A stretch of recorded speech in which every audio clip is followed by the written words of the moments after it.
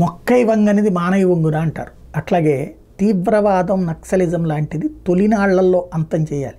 అది వటవృక్షంగా చేరాక అంతం చేయడం కష్టం. కేరళలో పిఎఫ్ఐ, ఎస్డిపిఐ అనేటటువంటిది పూర్తి మత మూర్ఖత్వంతో యువతని, పిల్లల్ని నాశనం చేస్తున్నారు, మత మూర్ఖత్వం వైపు తీసుకెళ్తున్నారని కేరళ మాజీ ముఖ్యమంత్రి ఎప్పుడో చెప్పుకొచ్చారు. కేరళ ప్రస్తుత ముఖ్యమంత్రికి కూడా ఆ విషయం తెలుసు. కానీ సరైన చర్యలు కాకుండా అది సెక్యులరిజం స్ఫూర్తి పేరుతో వదిలేశారు. సీన్ కట్ చేస్తే ఇప్పుడు పరిస్థితి ఏంటి అంటే కేరళ వెనక ముందు చూసుకోవాల్సినటువంటి పరిస్థితికి వచ్చింది. ఎవరైతే కేరళ సిపిఎం రాష్ట్ర కమిటీ సభ్యుడు జయరాజన్ కీలకమైన వ్యాఖ్యలు చేశారు.